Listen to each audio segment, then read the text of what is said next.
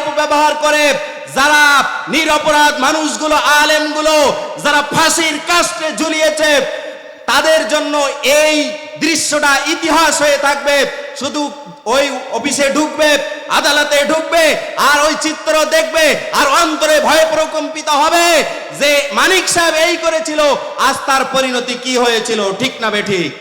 রহিম ইউরিদুনা লিইউতফিউ নূরাল্লাহি বিআফওয়াহিহিম ওয়াল্লাহু মুতিম্মু নূরিহি ওয়ালাউ কারিহাল কাফিরুন।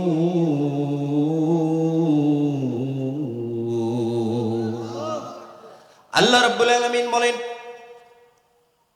কাফির মুশরিক জালিমরা যতই তারা এই কোরআনকে অপছন্দ করুক, যতই তারা কোরআনের আইনকে চালু হোক বিরোধিতা করুক, আমি আল্লাহ রাব্বুল আলামিন বললাম কখনোই তারা সেটা পারবে না, কখনোই পারবে না। Open challenge. এই চ্যালেঞ্জ কার? আরো জোরে বলেন।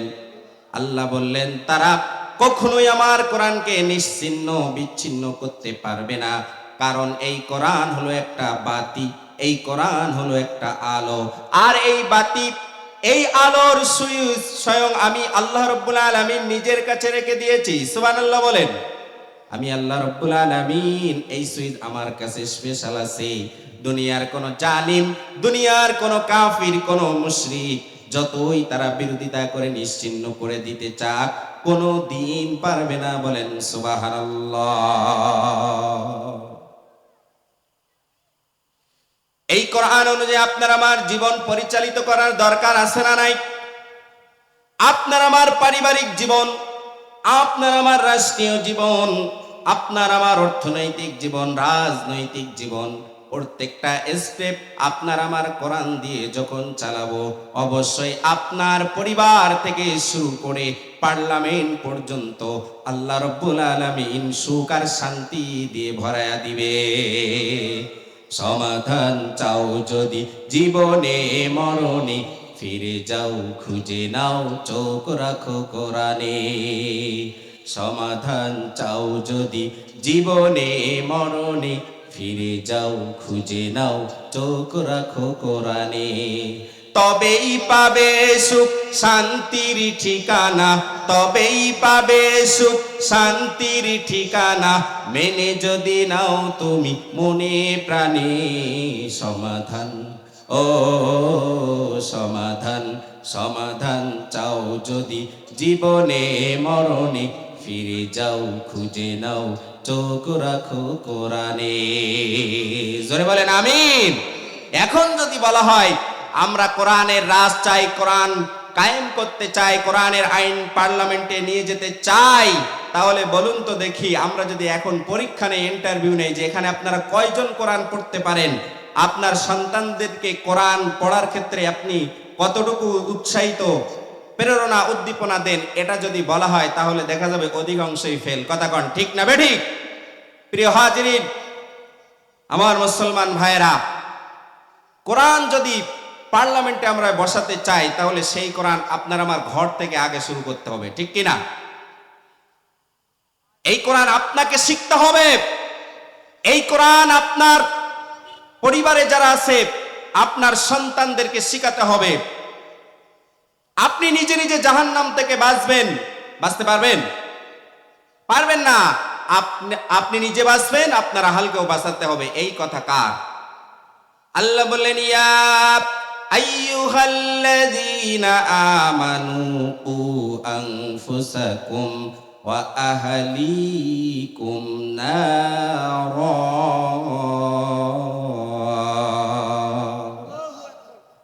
ওহে তোমরা যারা ঈমান এনেছো, আমরা যারা এখানে এসেছি, আমরা সকলে ঈমানদার। ঠিক না বেঠিক?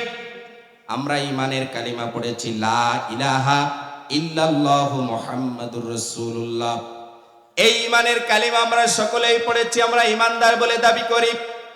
আল্লাহ এবার ঈমানদারদেরকে ডেকে ডেকে বললেন, ওহে তোমরা যারা ঈমান এনেছো, শুনে রাখো, নিজে তোমরা জাহান্নামের আগুন থেকে বাঁচবে, আর তোমার পরিবারস্থ যারা আছে তাদেরকেও জাহান্নামের আগুন থেকে বাঁচাবে।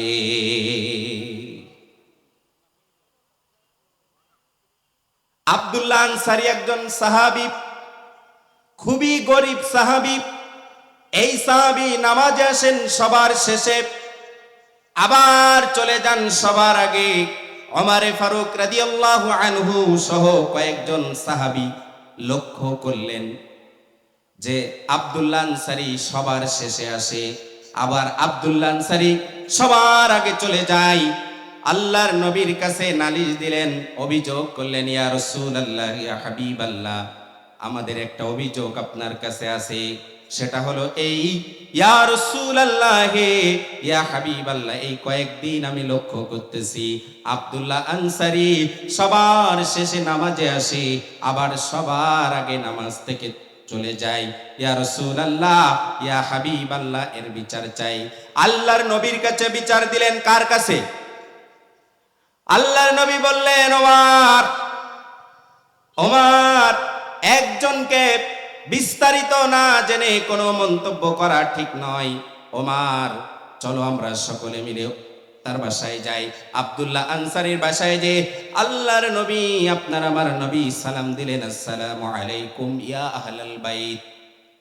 একবার সালাম দিলেন, উত্তর নাই। আবার দ্বিতীয়বার সালাম দিলেন, আসসালামু আলাইকুম ইয়া আহলাল বাইত, উত্তর নাই।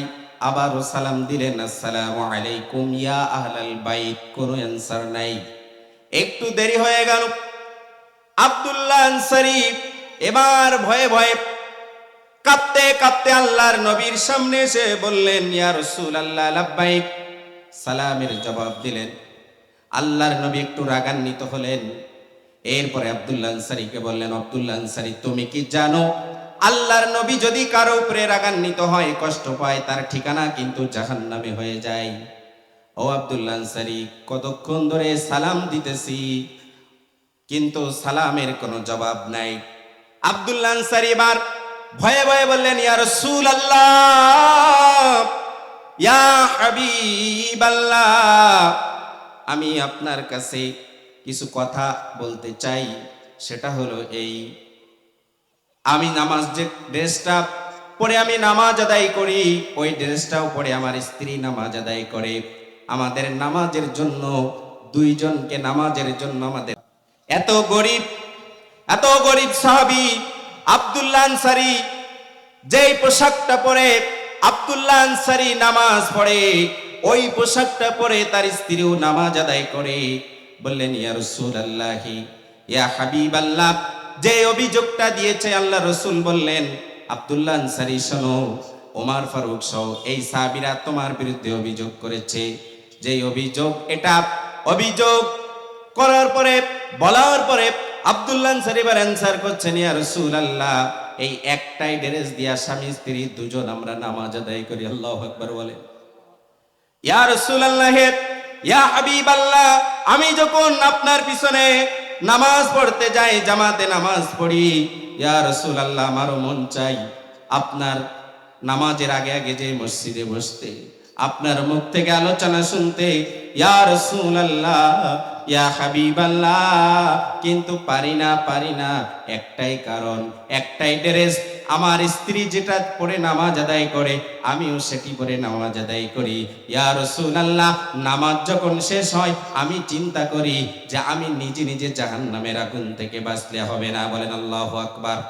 ইয়া রাসূলুল্লাহ, আমি চিন্তা করি, আল্লাহ তো বলেছেন, ইয়া আইয়ুহাল্লাযীনা আমানু কু আনফুসাকুম ওয়া আহলিকুম নারা, নিজে জাহান্নামের আগুন থেকে বাঁচো আর তোমার পরিবারস্থ যারা আছে, ফ্যামিলিতে যারা আছে, তাদেরকেও জাহান্নামের আগুন থেকে বাঁচাও। আমি যখন সালাম ফিরাই, সাথে সাথে আমার স্ত্রীর কথা মনে পড়ে যায়, আমি যদি শুধু জান্নাতে যাই, আমার স্ত্রীকেও নিয়ে যেতে হবে। আল্লাহু আকবার। সাথে সাথে আমি আব্দুল্লাহ আনসারী এক দৌড় দিয়ে বাসায় চলে আসি। ইয়া রাসূলুল্লাহ, ইয়া হাবিবাল্লাহ, এই ড্রেসটা আমি এসে আমার স্ত্রীকে যখন আমি খুলে দেই, একটা গর্ত আছে আমার ঘরের ভিতরে, ওই গর্তে আমি তখন দাঁড়িয়ে থাকি। আমার স্ত্রীর নামাজ শেষ হলে আমি ওই ড্রেসটা আবার পরি, পরে ইয়া রাসূলুল্লাহ, ইয়া হাবিবাল্লাহ, ওই ড্রেস পরে আসতে আমার দেরি হয়ে গিয়েছে। আপনি যখন আমাকে সালাম দিচ্ছিলেন আমি তখন ওই গর্তের ভিতরে ছিলাম, আমার স্ত্রী তখন নামাজরত ছিল। ইয়া রাসূলুল্লাহ, ইয়া হাবিবাল্লাহ, এজন্য আমাকে দেরি হয়েছে। বলেন আল্লাহু আকবার। প্রিয় ভাইরা আমার, এবার আল্লাহর নবীর চোখ দিয়ে পানি পড়তে শুরু করলো। আল্লাহর নবী বললেন ঠিক আছে, কিন্তু লক্ষ্য করলেন উঠানে তার ছোট্ট একটা বাচ্চা, তার হাত দুইটা বাঁধা আছে। এবার আমার নবী বললেন, আব্দুল্লাহ আনসারী, প্রথম অ্যানসার আমি পেয়েছি, আমি বড় খুশি হয়েছি, কিন্তু আমি দেখছি এই উঠানে তোমার ছোট্ট বাচ্চাটা দেখছি হাত দুইটা বাঁধা, কারণটা কি? আব্দুল্লাহ আনসারী এবার জবাব দিচ্ছে, শোনেন। আব্দুল্লাহ আনসারী বলছেন, ইয়া রাসূলুল্লাহ, ইয়া হাবিবাল্লাহ, আমি যখন জীবিকার তাগিদে বাইরে যাই আমার স্ত্রী তখন বাইরে আসতে পারে না, আমার ছেলেটা একটু চঞ্চল, আমার জমির উপর দিয়ে একজন ইহুদির খেজুরের বাগানের ডাল ঝুলে পড়েছে, এই খেজুর আমার জমিনের উপরে যখন পড়ে আমার সন্তান ওই খেজুর খাইতে থাকে, ওই খেজুরগুলো খাই। কিন্তু আমরা তো শুনেছি, আমি তো শুনেছি আপনার মুখে কারো জিনিস যদি না বলে নেওয়া হয় সেইটা হয় চুরি। জোরে বলেন কি? চুরি, সেটা হয় চুরি। আর রাসূলুল্লাহ, আমার স্ত্রী যেহেতু বাইরে আসতে পারেন না, আমি যখন বাইরে যাই আমার সন্তানকে আমি বেঁধে রেখে যাই, আমি যখন বাড়িতে আসি আবার তাকে খুলে দেই। বলেন আল্লাহু আকবার। কেননা ইয়া রাসূলুল্লাহ, আপনি তো বলেছেন লা তাদখুলুল জান্নাহ জুজিয়া বিল হারাম, যে শরীরে হারাম কিছু ভক্ষণ করা হয় ওই রক্ত মাংসে গড়া শরীর কোনোদিন জান্নাতে যাবে না। সাহাবীর জীবন থেকে তার সন্তান আহাল বর্গকে কিভাবে জান্নাতে নিয়ে যাবে দেখুন, আল্লাহু আকবার। কিন্তু আজকাল দেখা যায় আপনার সন্তান ফজরে ঘুমিয়ে থাকে, 8টা 10টা বাজলে ঘুম থেকে ওঠে, কিন্তু আপনি ডাকেন না। মক্তবে আমরা সকালে বাচ্চাদেরকে কোরআন শিখাই, মক্তবে আপনাদের মসজিদের হুজুর ডাক দেয়, মক্তবের বাচ্চারা কোরআন শিক্ষার জন্য চলে আসো, ডাক দেয় কি দেয় না? অনেক অভিভাবক এমন আছে, আমরা যখন বলি আপনার বাচ্চাটাকে কোরআন শিক্ষার জন্য মসজিদে পাঠায়া দেন, তখন বলে শরীর খারাপ হয়ে যাবে। নাউজুবিল্লাহ বলেন। যদি ঘুম কম হয় তার শরীর স্বাস্থ্য নষ্ট হয়ে যাবে, এরকম বাপ মা আছে না নাই? কিন্তু আপনি যদি কোরআন না পড়েন, কোরআন না শিখেন, আল্লাহর কাছে জবাবদিহি আছে না নাই? আল্লাহর কাছে জবাবদিহি আছে। আল্লাহ রাব্বুল আলামিন বলছেন, ফাকরাউ মা তায়াসসারা মিনাল কুরআন, তোমরা কোরআন পড়ো, কোরআন সহজ ভাষায় নাজিল করেছি, সহজ করে দিয়েছি। আল্লাহু আকবার। আল্লাহ বলেন, ইন্না আনজালনাহু কুরআনান আরাবিয়্যাল লাআল্লাকুম তাআকিলুন।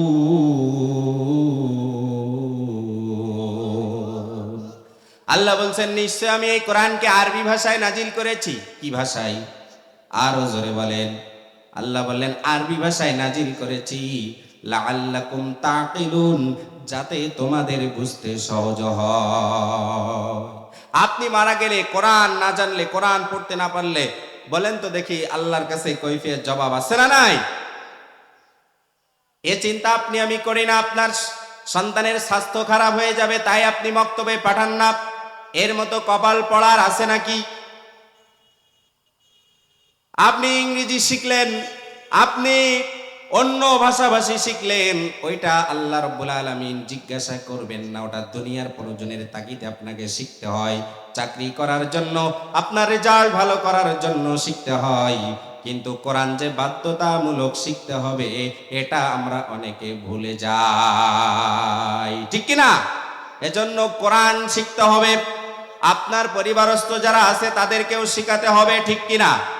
অবশ্যই অবশ্যই এই প্রতিজ্ঞা নিয়ে আজ থেকে যাবেন, অন্তত কোরআনের ছাত্র হয়েও যদি মারা যায় আল্লাহর কাছে বলতে পারবেন, আল্লাহ কোরআন শিখতে শিখতে মারা গিয়েছি।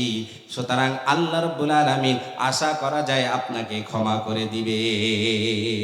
অনেকে বলে, হুজুর বয়স হয়ে গেছে, চুল দাড়ি পেকে গিয়েছে, এখন আর মাথায় ধরে না, এরকম বলে কি বলে না? অনেক মুরব্বীদের কিন্তু বলি, আমরা উৎসাহ দেই যে চাচা কোরআন শিখতে হবে, কোরআন পড়তে হবে। আমি নিজেও ফজরের পরে প্রতিদিন একটা করে সূরা আমার মুসল্লিদেরকে শিখাই, মাস করাই, কেননা আল্লাহ তো আমাকেও ধরবে, ঠিক কিনা? বলবে যে হুজুর, হাফেজ সাহেব, মাওলানা সাহেব, আপনি তো জানতেন, তো আপনি তো একটু শিখাইতে পারেন।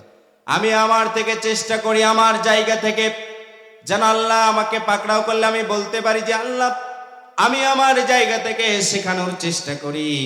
সুতরাং আমি একটু হলেও এখন থেকে নিয়ত করে নিব যে আজ থেকে আমার নাতিপোতা যা আছে, সন্তান যা আছে, প্রত্যেককে হলেও কম বেশি কোরআনের ছাত্র বানাবো। দুহাত তুলে আমার রবকে দেখায় দেন, লিল্লাহি তাকবীর, লিল্লাহি তাকবীর। হাত নামান। প্রিয় উপস্থিতি, তাহলে এই কোরআন পড়লে, কোরআন অনুযায়ী আমল করলে আল্লাহ রাব্বুল আলামিন আপনাকে আমাকে জান্নাতের ফয়সালা করে দিবে, ঠিক কিনা? একটি হরফ যদি আপনি আমি পড়েন, কয়টি নেকি? 10টি নেকি। রাসূল আমার বলেন, লা আকুলু আলিফ লাম মিম, বাল আলিফ লাম মিম। নবী আমার বলেন, সহিহ হাদিসের বর্ণনা, যদি কেউ সুন্দর করে তেলাওয়াত করে আলিফ লাম মিম, আল্লাহ রাব্বুল আলামিন ভালোবেসে 30টি নেকি তার আমল নামায় লিখে দেবে। সুবহানাল্লাহ বলেন। রাসূল বলেন, আলিফ একটি হরফ, লাম একটি হরফ, মিম একটি হরফ, যদি কেউ সুন্দর করে এই অক্ষর 3টি তেলাওয়াত করে, আল্লাহ রাব্বুল আলামিন ভালোবেসে 30টি নেকি তার আমল নামায় লিখিয়া দিবে। তাহলে যুগে যুগে এই কোরআন জালিম যারা, মুশরিক যারা, কাফির যারা, তারা চেষ্টা করে নিভিয়ে দেওয়ার জন্য, ঠিক কিনা? কিন্তু এই কোরআন কখনো নিভিয়ে দিতে পারবে না। দেখেন পৃথিবীর ইতিহাসে কত ধর্মীয় গ্রন্থ আছে, কিন্তু কোনো কিতাবের হাফেজ নাই, শুধুমাত্র আল্লাহর কোরআনের হাফেজ আল্লাহ রাব্বুল আলামিন এই সিনায় ধরে রাখার সুযোগ করে দিয়েছে। সুবহানাল্লাহ। 30 পারা কোরআন মুখস্থ করে রাখা সহজ নাকি? জোরে বলেন। আপনি একটা চটি বই, এরকম চটি বই মুখস্থ করে হুবাহু কয়দিন রাখতে পারেন? বেশি দিন মুখস্থ করে রাখতে পারেন না। কিন্তু এই পুরো একটা কিতাব, আল্লাহর ঐশী বাণী, আশ্চর্যকর কিতাব, যেই কিতাবে 6666 আয়াত, 114টি সূরা, এই 114টি সূরা, 30টি পারা, এক একটি পারা 20 পৃষ্ঠার মতো, এরকম একটা বড় কিতাব আল্লাহ রাব্বুল আলামিন একজন হাফেজের সিনায় সংরক্ষণ করার অলৌকিক নিদর্শন আল্লাহ তৈরি করে রেখেছে। আল্লাহ বলতে চায়, ও পৃথিবীর জালিমেরা, ও পৃথিবীর কাফিরের গোষ্ঠীরা, ও পৃথিবীর মুশরিকরা, শুনে রাখো, যদি পৃথিবীর সব কিতাবগুলো এক জায়গায় করো, আমার কোরআন এক জায়গায় করে যদি তোমরা আগুন ধরিয়ে তাকরিমের মতো, হাফেজ আবু রায়হানের মতো, নাজমুস সাকিবের মতো বিশ্বজয়ী হাফেজ আমি তৈরি করে রেখেছি। আমি আল্লাহ রাব্বুল আলামিন মুহূর্তের ভিতরে আবার জীবন্ত কম্পিউটার তৈরি করে দেব। বলেন আল্লাহু আকবার। আমি মুহূর্তের ভিতরে তাদের সিনায় যে সংরক্ষণ করে রেখেছি সব কিতাবগুলো যদি, কোরআনগুলো যদি তোমরা পুড়িয়েও ছাই করেও দাও, মুহূর্তের ভিতরে আমার এই কিতাব আবার নাজিল হয়ে যাবে। যদি আগুন লেগে ধ্বংস হয়ে যায় পৃথিবীর সব বইয়ের দোকান, তবে বিশ্ব থেকে হারাবে না পবিত্র কোরআন। তাই বিশ্ব থেকে হারাবে না পবিত্র কোরআন। জোরে বলেন আমিন। সুতরাং আপনাকে, আমাকে, সন্তানকে হাফেজে কোরআন বানানোর চেষ্টা করতে হবে, ঠিক কিনা? একজন হাফেজের পিতা যদি আপনি হতে পারেন, একজন হাফেজের মা যদি আপনি হতে পারেন, আপনার মতো সৌভাগ্যবান আর নাই। বলেন সুবহানাল্লাহ। প্রিয় ভাইরা আমার, একজন হাফেজে কোরআন, একজন আমলিয়াত হাফেজে কোরআনের পিতাকে নূরের তাজ মুকুট পরানো হবে। বলেন আল্লাহু আকবার। সবাই দেখে বলবে এরা কারা? পিতামাতাকে যখন নূরের তাজ পরানো হবে, যখন উজ্জ্বল, সবার চেয়ে তাদেরকে আলাদা দেখা যাবে। সবাই জিজ্ঞাসা করবে এরা কারা? বলা হবে এরা দুনিয়ার জীবনে একজন হাফেজে কোরআনের পিতামাতা। একজন হাফেজে কোরআনের পিতামাতার যদি এই মর্যাদা হয়, নবী আমার হাদিসের ভিতরে বলেন ওই হাফেজকে এমন এক জোড়া পোশাক পরানো হবে, যেই পোশাক হলো এই দুনিয়ায় আপনি আমি যত সম্পদ দেখতেছি, যত মাল্টি বিলিয়ন মিলিয়ন সম্পদ আছে না কেন, যত এই পৃথিবীর বড় সম্রাটের সাম্রাজ্য আছে না কেন, আমার আল্লাহ বললেন যত স্বর্ণ হীরা মুক্তা আছে না কেন, সব কিছু এক জায়গায় করলে যে মূল্য হবে, একজন হাফেজের গায়ের পোশাক তার পাশেও যেতে পারবে না। লিল্লাহি তাকবীর। প্রিয় হাজিরিন, তাহলে কাফির মুশরিকরা এই আয়াত দ্বারা প্রমাণিত, তারা কখনোই চায় না আল্লাহর জমিনে আল্লাহর দিন কায়েম হোক, ঠিক কিনা? আল্লাহর জমিনে আল্লাহর দিন যদি কায়েম হয়ে যায়, তাহলে বড় বড় বোতল খাওয়া যাবে না, ঠিক না বেঠিক? আল্লাহর জমিনে আল্লাহর দিন যদি কায়েম হয়ে যায়, ওই ক্লাবে যে নর্তকীদের নিয়ে নাচানাচি করা যাবে না, ঠিক না বেঠিক? আল্লাহর জমিনে পার্লামেন্টে যদি কোরআনের আইন পাস হয়ে যায়, ঘুষ খাওয়া যাবে না, সুদ খাওয়া যাবে না, জিনা করা যাবে না, ব্যভিচার করা যাবে না, আড্ডা দেওয়া যাবে না, সুতরাং দুর্নীতি করা যাবে না। এজন্যই যারা এই কাজের কাজী, তারা সব সময় কোরআনের বিরোধিতা করে। প্রিয় হাজিরিন, আজকে দুঃখের সাথে বলতে হয়, আমার বৈষম্য বিরোধী ছাত্র আন্দোলনের ভাইরা জীবন দিল, বোনেরা জীবন দিল, আপামর জনতা সুকৌশলে তারা এই আন্দোলনে সহযোগিতা করেছে, ঠিক না বেঠিক?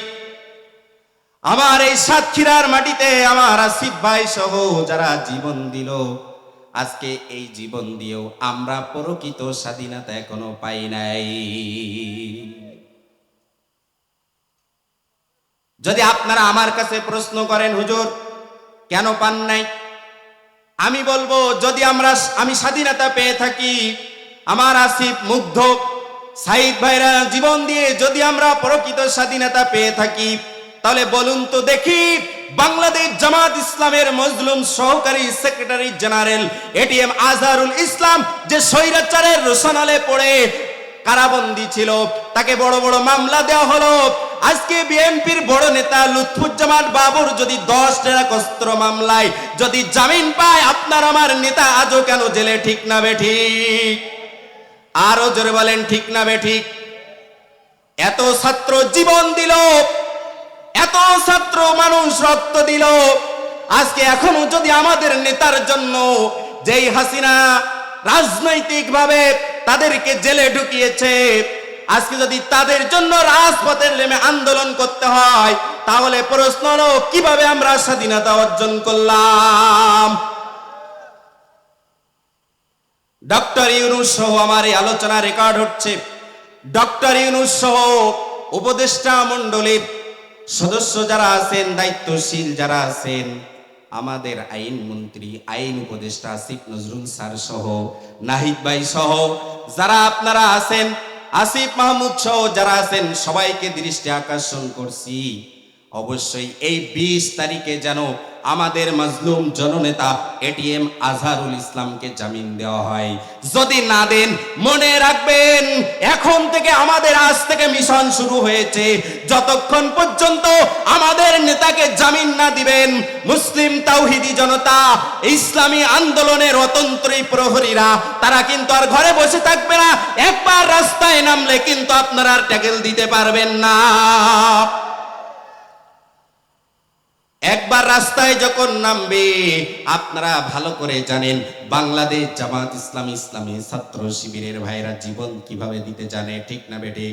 আমাদের কোরআনের পাখি আল্লামা সাইদির যেদিন ফাঁসির রায় হয়েছিল, শুধুমাত্র 100-র উপরে ওই দিন জীবন দিয়েছিল, ঠিক না বেঠিক? সুতরাং ইসলামী আন্দোলনের কর্মীরা কখনোই মরণকে ভয় পায় না, ঠিক না বেঠিক? তারা সব সময় লড়ে যায়। তারা জানে যদি ইসলামের জন্য, যদি আমাদের রাহবারদের জন্য আমরা রাজপথে আন্দোলন করি, আল্লাহর দিন কায়েম হবে। এজন্য যদি আমরা আন্দোলন করি, এই আন্দোলন কখনোই বৃথা যাবে না। যদি মরেও যাই আমরা মরব না, আমরা হব শহীদ।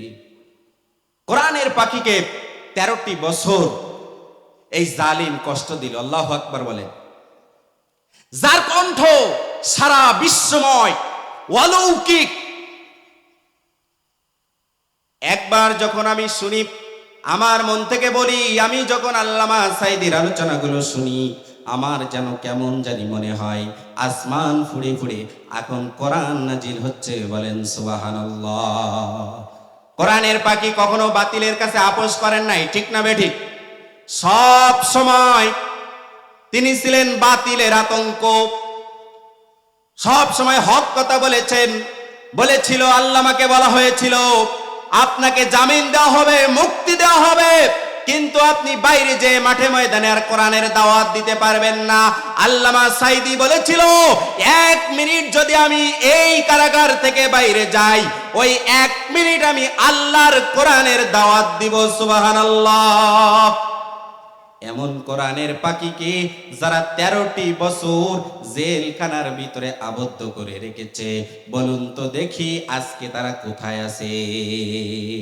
বলে গিয়েছিল, এই পুলিশ, এই প্রশাসন, এই আর্মি যারা আজকে আমাদেরকে ধরে ধরে, আলেমদেরকে ধরে ধরে জেলখানায় পুরতেছো, যারা ইসলামী আন্দোলনের কর্মীদেরকে ঘর জ্বালিয়ে দিচ্ছ, পুড়িয়ে দিচ্ছ, বুলডোজার দিয়ে ভেঙে দিচ্ছ, মনে রেখো এই প্রশাসন এমন সময় আসবে, এই প্রশাসন ঘুরে দাঁড়াবে, অবশ্যই তখন তোমরা পালাবার জায়গা পাবা না। আজকে দেখেন মানিক সাহেবকে কলার পাতায়, ঠিক না বেঠিক? তাও একটা নেই, আউট হয়ে গিয়েছে, ঠিক না বেঠিক? আমি বলি, মানিকের এই কলার পাতায় শোয়ার যে চিত্র প্রতিটা আদালতে টানিয়ে রাখতে হবে।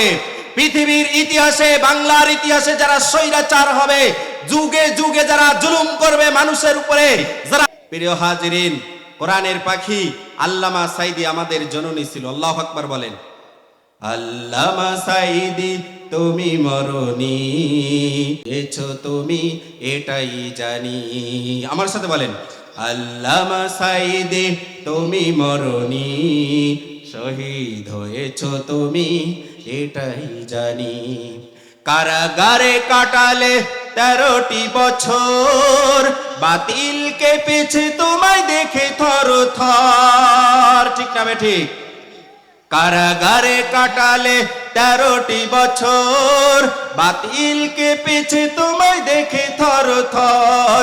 তুমি যে ছিলে মোদের নয়ন মনি, তুমি যে ছিলে মোদের নয়ন মনি, শহীদ হয়েছো তুমি এটাই জানি। আল্লামা সাঈদী তুমি মরনি, শহীদ হয়েছো তুমি এটাই জানি। দেহ মাঝে যতদিন ছিল তব প্রাণ, বলেছিলে প্রভুরই কালাম, ঠিক না বেঠিক? দেহ মাঝে যতদিন ছিল তব প্রাণ, বলেছিলে তুমি সেই প্রভুরই কালাম। তাই তো ভাবি তোমায় প্রতিদিনই, শহীদ হয়েছো তুমি এটাই জানি। আল্লামা সাঈদী তুমি মরনি, শহীদ হয়েছো তুমি এটাই জানি। দেখা তো হবে না আর এই জীবনে, দেখা হবে জান্নাতের ফুল বাগানে, ঠিক না বেঠিক? দেখা তো হবে না আর এই জীবনে, দেখা হবে জান্নাতের ফুল বাগানে। এই আশা কবুল করো আল্লাহ তুমি, শহীদ হয়েছো তুমি এটাই জানি। আল্লামা সাঈদী তুমি মরনি, শহীদ হয়েছো তুমি এটাই জানি। জিকির করেন জোরে লা ইলাহা।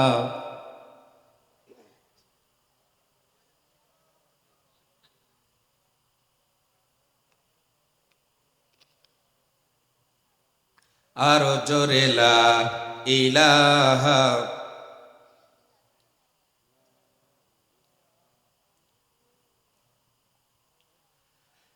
লা ইলাহা ইল্লাল্লাহ মুহাম্মাদুর রাসূলুল্লাহ সাল্লাল্লাহু আলাইহি ওয়াসাল্লাম। তাহলে আমাদের এই বাংলার জমিনে, আল্লাহর জমিনে কোরআনের রাজ কায়েম হোক। কে কে চায় আমরা দুহাত তুলে আল্লাহকে দেখিয়ে দেই? লিল্লাহি তাকবীর। আল কোরআনের আলো ঘরে ঘরে জ্বললে হবে? এখন বলবেন ডাইরেক্ট পার্লামেন্টে, ঠিক কিনা? লিল্লাহি তাকবীর। আল কোরআনের আলো সংসদে জালো। লিল্লাহি তাকবীর। হাত নামান। যারা কোরআন পাশ হোক, কোরআন দিয়ে আইন চায় না, তারা হলো জালিম, ঠিক কিনা? এটা কার কথা? আল্লাহর কথা। আল্লাহ বলছেন ওয়ামাল্লাম ইয়াহকুম বিমা আনজালাল্লাহু ফাউলাইকা হুমুল কাফিরুন। আল্লাহ এক জায়গায় বললেন কাফিরুন, আর এক জায়গায় বলল জালিমুন, আর এক জায়গায় বলল ফাসিকুন। তার মানে হলো যারা আল্লাহর জমিনে আল্লাহর দিন কায়েম হোক, পার্লামেন্টে কোরআনের আইন পাস হোক, এটা যারা চায় না তারা হলো কাফির, ঠিক কিনা? এই কথা কার? আরো জোরে বলেন। তারা হলো ফাসিক, এই কথা কার?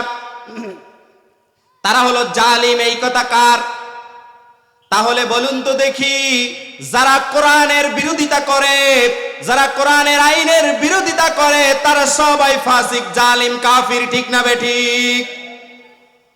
সুতরাং আমরা যারা এখানে এসেছি, আমরা সবাই চাই কোরআনের আইন পাস হোক। কোরআনের আইন যদি পাস হয়, একটা উদাহরণ আপনাদেরকে বলি, সেটা হলো আল্লাহ বলছেন ওয়াসারিকু ওয়াসারিকাতু ফাকতুউ আইদিয়াহুমা জাযাআম বিমা কাসাবা নাকালাম মিনাল্লাহ।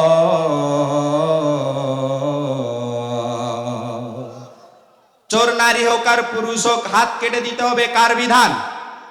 বলুন তো দেখি। আজকে যদি একজন চোরকে ধরে নিয়ে যদি জাতীয় মসজিদ বাইতুল মুকাররমের সামনে কোরআনের আইন অনুযায়ী সব মিডিয়াগুলো এক জায়গায় করে যদি হাইলাইটস করে যদি কোরআনের আইন একটা পাস করা হয়, আর সবাই যদি আমরা দেখি, বলুন তো দেখি, যদি তার হাত কেটে দেওয়া হয়, পরের দিন লক্ষ টাকা, কোটি টাকা আপনার রাস্তায় পড়ে থাকবে, নেওয়ার কোনো সাহস পাবে না, ঠিক কিনা? দুঃখের বিষয় হলো, দেখেন আমি একটু উদাহরণ দিতে চাই আপনাদের, কিছু মনে নিয়ে না। আমি গতকাল গিয়েছি সাতক্ষীরাতে, গত পরশুদিন সাতক্ষীরাতে গিয়েছি আপনার ডিজিটাল ডায়াগনস্টিক সেন্টারে আমার ওয়াইফকে নিয়ে গিয়েছি অসুস্থ, ডাক্তার দেখানোর জন্য। একটা পরীক্ষা দিয়েছে, পরীক্ষাটা করার জন্য গিয়েছি। এখন মনে করে জুতা রাখছি নিচে, যে তাক আছে না, ওখানে রাখছি জুতা। জুতাটা একটু আমার ওয়াইফের জুতার একটু দামি জুতা, বুঝছেন, কিনে দিয়েছি। এখন ওই জুতাটা রাখছি একটা তাকের ভিতরে।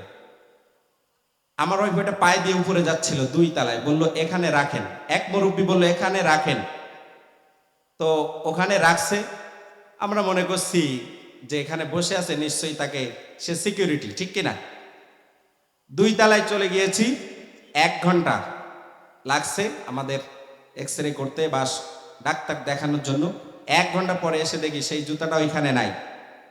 এটা তো হাসপাতালের কথা বললাম, মসজিদ থেকেও জুতা চুরি হয়, ঠিক কিনা? প্রিয় ভাইরা আমার, তো আমি কর্তৃপক্ষ, ওখানে আশিক ভাই আছে, আপনারা জানেন সদর হাসপাতালের সামনে যে digital diagnostic centre and CT scan, Ashiq ভাই আমার পরিচিত, বলল ভাই দাঁড়ান একটু সিসিটিভির ফুটেজটা দেখে যান, কে নিচে জুতোটা দেখা যাবে। তো আমার একটু কৌতূহল জাগলো, গেছে জাগান তো চোরটা দেখি, ঠিক কিনা? তো আমি বললাম আচ্ছা ভাই দেখি। তো টেনে টেনে ভাই দেখালেন। এক পর্যায়ে দেখলাম জুতাটা যে চুরি করছে একবারে আল্লাহর ওলি, মনে করেন যে বোরকা পরা, ডাব দেওয়া, কত সুন্দর একেবারে পরিবেশে জুতোটা নিচ্ছে। যখন নিচ্ছে এদিক ওদিক তাকাতাকি করছে, ও তো জানে না যেখানে সিসি ক্যামেরা আছে। আর জানলেও পাকা চোর, ঠিক কিনা? তো ওখান এদিক ওদিক তাকাতাকি করছে, তাকাতাকি করার পরে বেশ কিছুক্ষণ পরে সেটা জুতোটা নিয়েছে, নিয়ে যত দ্রুত সম্ভব পায়ে দিয়ে একবারে দ্রুত চলে গিয়েছে। এটা তো বললাম হাসপাতালের কথা, আপনি আমি মসজিদে যাই, ভালো জুতা নিয়ে যেতেও ভয় পাই, ঠিক না বে ঠিক? তার মানে হলো ভালো জুতা নিয়ে নামাজে দাঁড়ালেও অনেকের মন বসে না। যদি কোরআনের আইন পার্লামেন্টে চালু হয়ে যায়, আপনার কোনো জিনিসপত্র চুরি হবে না। এটা হলো আল্লাহর আইনের ছোট্ট একটি উদাহরণ দিলাম। বলুন তো দেখি প্রিয় ভাইরা আমার, আল্লাহর জমিনে আল্লাহর দিন যদি কায়েম হয়ে যায়, কালিমার পতাকা যদি পথ পথ করে উড়ে, এই শান্তি শুধু আমরা ভোগ করব না, আমাদের হিন্দু ভাইরা যারা আছে এই আশেপাশে, শুনলাম অনেক হিন্দু ভাইরা আছে না নাই? হিন্দু ভাইরাও ভোগ করবে, খ্রিস্টান ভাইরাও ভোগ করবে, এই বাংলার আপামর জনতা সবাই মিলে ভোগ করবে। কেননা আল্লাহ বলছেন লাকুম দীনুকুম ওয়ালিয়া দীন, আমাদের ধর্মের কোনো বাড়াবাড়ি আছে নাকি? এই কিছুদিন আগে আপনারা অনেকে মন্দির পাহারা দিয়েছেন, আমার অনেক হিন্দু ভাইরা বুঝে গিয়েছেন। এর আগে স্বৈরাচার জালিম শাসকের আমলে তাদেরকে বুঝানো হয়েছিল, দাদা বাবুরা যদি আমাদেরকে ভোট না দাও তাহলে কিন্তু এই সকল মোল্লারা তোমাদের সব উচ্ছন্ন করে ফেলবে, ঠিক না বেঠিক? সব উচ্ছেদ করে দিবে, আর কিন্তু ওই পূজা উপাসনালয়ে যে কিন্তু তোমরা আর পূজা দিতে পারবে না, ঠিক না বেঠিক? আমার হিন্দু ভাইরা যারা শুনতেছেন একটু মনোযোগ সহকারে শুনেন।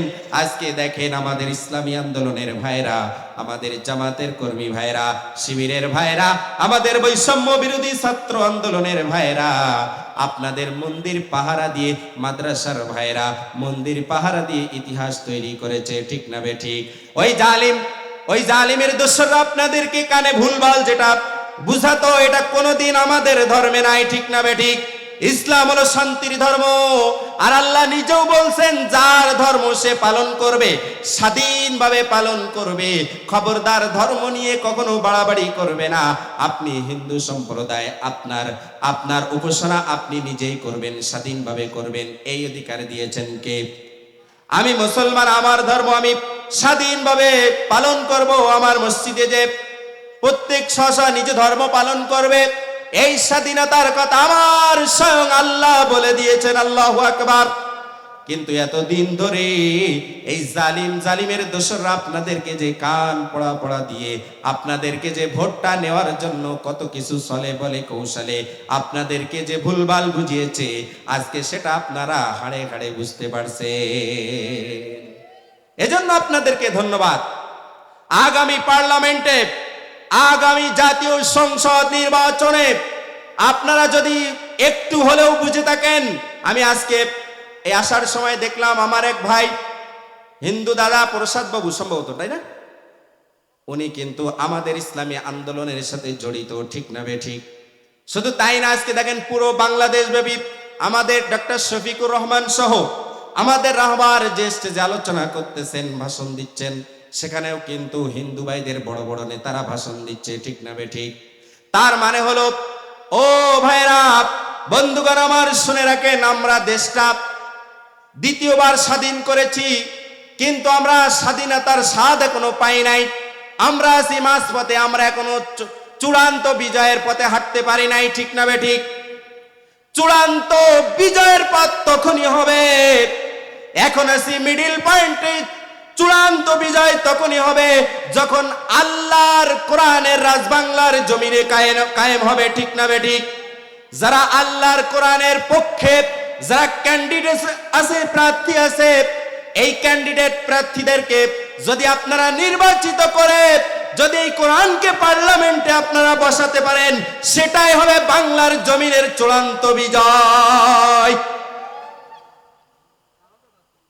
প্রিয় ভাইরা আমার, তাহলে কোরআনের আইন পাশ হলে সবাই তার সুবিধা ভোগ করবে, ঠিক না বেঠিক? কোনো একদিন এ দেশের আকাশে কালিমার পতাকা দুলবে, কোনো একদিন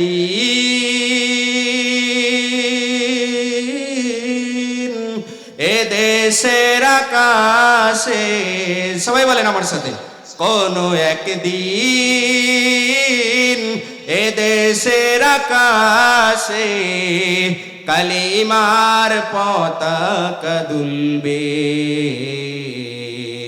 সেদিন সবাই খোদারি বিধান পে দুঃখ বেদনা ভুলবে। ঠিক না বেটি?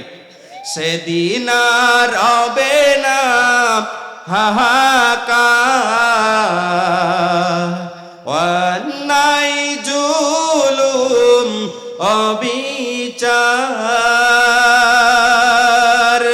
সেদিন আর রবে না হাহাকার,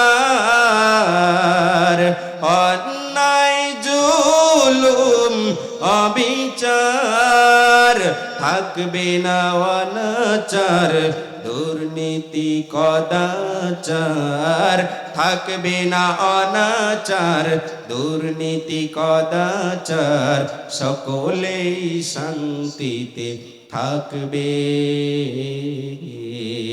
সেদিন সবাই খোদারি বিধান পেয়ে দুঃখ বেদনা ভুলবে। জোরে বলেন আমিন। কোরআনের রাত যদি কায়েম হয়ে যায় তাহলে দেখবেন বিভিন্ন ভণ্ড পীরের মাজারে আজকে শিরিকের আস্তানা গড়েছে। ঠিক না বেঠিক? সেখানে সিজদা দেওয়া হয়, প্রকাশ্যে দেওয়ালকে সিজদা করা হয়। আপনারাই ফতোয়া দিন তো দেখি, যদি কোনো মাজারে সিজদা দেওয়া হয় এটা শিরিক না? স্পষ্ট শিরিক না? সিজদা পাওয়ার যোগ্য কে? আল্লাহ। কিন্তু আমরা অতি ভক্তি চোরের লক্ষণ। আপনি আমি মাজারে যে এখানে লেখা আছে যে এখানে সিজদা দেওয়া নিষেধ, আমি বলি শুধু লিখে রাখছেন কেন? এখানে তো অনেক কর্তৃপক্ষ, লক্ষ লক্ষ মানুষ এখানে আছে, হাজার হাজার মানুষ এখানে দায়িত্বে আছে, কেন ওখানে 5 জন সিকিউরিটি কি দেওয়া যায় না? ঠিক না বে ঠিক? শুধু লিখে রেখে আপনারা দায় এড়াতে পারেন না। ওখানে আপনাকে অবশ্যই সিকিউরিটি রাখতে হবে। যেমন আল্লাহর নবীর মাজারে সেখানে সিকিউরিটি আছে না নাই? কোন ব্যক্তি যে ওখানে কিন্তু সিজদা দেওয়ার বিধান নাই, আছে নাকি? তাহলে আপনারাও তো জানেন যে সাধারণ মানুষ না বুঝে ভক্তি সহকারে সেই লুটিয়ে পড়ে, তাহলে ওখানে সিকিউরিটি রাখলে তাহলে তারা তো আর সিজদা দেওয়ার সুযোগটা পায় না। ঠিক না বেঠিক? তার মানে হলো আপনারা লিখে শুধু দায় এড়াইছেন, সিজদা দেয় দিক। ঠিক না বেঠিক? কিন্তু আল্লাহ বলছেন সিজদা পাওয়ার যোগ্য তো আমি আল্লাহ শুধুমাত্র। ওয়াসজুদ ওয়াকতারিব, সিজদা দাও আর আমার নিকটবর্তী হয়ে যাও। আল্লাহু আকবার। আপনি আমি কত বড় বিপদে পড়েছি, ওই বিপদ উদ্ধার করতে পারেন কে?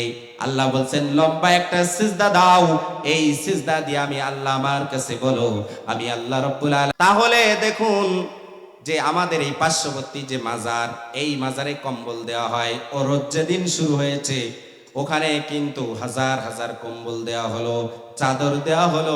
বলুন তো দেখি এই কম্বল আর চাদর অধিকার কে? কাকে দেওয়া উচিত? একজন গরিব মানুষের, একজন অসহায় শীতার্ত মানুষের এই কম্বল দিতে হবে। ইতিমধ্যে আপনারা দেখেছেন বাংলাদেশ জামাত ইসলামী ডক্টর শফিকুর রহমান আমাদের আমির, এরপরে আপনার বিভিন্ন রাজনৈতিক সংগঠন, বিএনপির অনেক ভাইরা, অনেকে কিন্তু এই শীতের সময় কম্বল বিতরণ করেছে। ঠিক না বেঠিক? তার মানে হলো এই কম্বল পাওয়ার যোগ্য হক হলো যারা গরিব অসহায়, যারা এই শীতের ভিতর।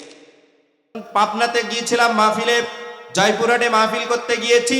আমি যখন ওই রেল স্টেশনে, আমি যখন রেলওয়ে উঠে যাচ্ছি স্টেশনে, স্টেশনে যে যখন থামছে আমি দেখলাম আহারে কত মানুষের গায়ে কোনো কম্বল নাই। আল্লাহু আকবার বলেন। কত মানুষ অসহায় ওভাবে পড়ে আছে, গায়ে একটা চাদর পর্যন্ত নাই, খালি গায়ে। বলুন তো দেখি, লক্ষ লক্ষ টাকার কম্বল দেওয়া হয়। এই কম্বলগুলো, এই চাদরগুলো যদি এই অসহায় মানুষদের দেওয়া হয়, এই শীতের ভিতরে একটু হলেও মন থেকে আপনার জন্য দোয়া করবে। এইগুলো যদি রেল স্টেশনে স্টেশনে যে বিতরণ করা হতো, আমার মনে হয় মূল সবটাই তখনই তারা পেত, শিরিক থেকে মুক্ত থাকতে পারতো। ঠিক না বেঠি? আমরা হক্কানি আল্লাহর ওলি যারা, তাদের বিরোধিতা করি না। জোরে বলেন, করি না। পীর সাহেবরা কিন্তু বলে যায় না তোমরা এইগুলো করো। তারা আল্লাহর ওলি ছিল। ভারতীয় উপমহাদেশে তারা ইসলামের কথা বলেছে, কোরআনের বাণী প্রচার করেছে। খান জাহান আলী, খান বাহাদুর, আহসানুল্লাহ রহমাতুল্লাহ আলাই, শাহজালাল, শাহ পরান, শাহ মাকদুম। কিন্তু আমরা কিছু অতি অতি ভক্ত আমরা যারা আছি, আমরা এগুলো করে ফেলি, ঠিক কিনা? যদি বাংলার জমিনে আল্লাহর দিন কায়েম হয়ে যায়, কোরআনের রাজ কায়েম হয়ে যায়, এই সকল ভণ্ড পীরদের আস্তানা, যারা ভণ্ড, এই ভণ্ড আস্তানা গুড়িয়ে দেওয়া হবে, ঠিক না বেঠিক? যারা আল্লাহর ওলি, হক্কানি আল্লাহর ওলি যারা, তাদের বিরোধিতা আমরা করি না, ঠিক না বেঠিক? এই ওলি আল্লাহর বাংলাদেশ, এই শহীদ গাজীর বাংলাদেশ, রহম করুন আল্লাহ, কবুল করুন আল্লাহ। বলেন আমার সাথে, এই ওলি আল্লাহর বাংলাদেশ, এই শহীদ গাজীর বাংলাদেশ, রহম করুন আল্লাহ, কবুল করুন আল্লাহ।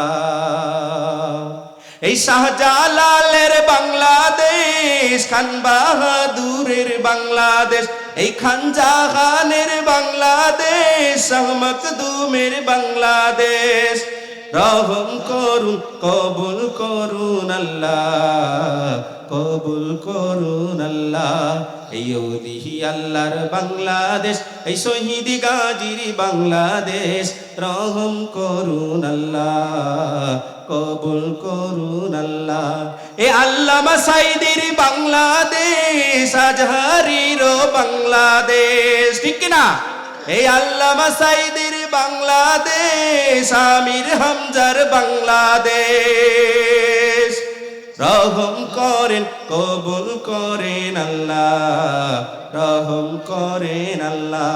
আল্লামা মামুনুল হকের বাংলাদেশ, সাইদ আনসারীর বাংলাদেশ, এই মনোয়ার হোসেন মমিনের বাংলাদেশ, রবিউল বাশার হুজুরের বাংলাদেশ, ঠিক কিনা?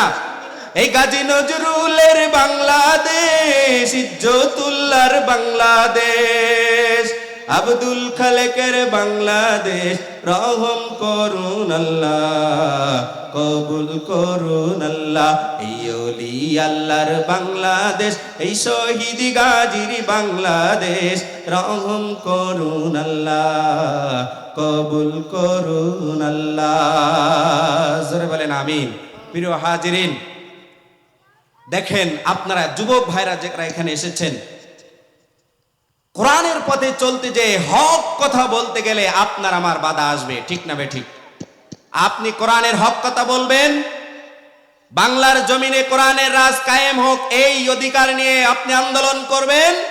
আপনার এক শ্রেণীর মানুষ আপনার শত্রুতা করবে, কিন্তু আপনি আমি দুমড়ে মুচড়ে পড়লে হবে? জোরে বলেন। আপনাকে আমাকে আরো তেজবান তেজদীপ্ত নিয়ে খাব্বাব, খুবাইব, খালিদ বিন ওয়ালিদের মতো আপনাকে আমাকে আরো সামনে অগ্রণী ভূমিকা রাখতে হবে, ঠিক না বেঠিক? খাব্বাব রাদিয়াল্লাহু তাআলা আনহু ইসলাম আনার কারণে মক্কার কুরাইশরা খাব্বাব রাদিয়াল্লাহু তাআলা আনহুকে তারা নির্যাতন করেছিল। যখন কোরআনের পথে ছায়াতলে খাব্বাব ইসলাম ধর্ম গ্রহণ করলেন, মক্কার কুরাইশরা, কাফেরের গোষ্ঠীরা তারা আর সহ্য করতে পারলো না। তারা বলল, খাব্বাব, শুনলাম তুমি নাকি হক, তুমি নাকি ইসলাম কবুল করেছো।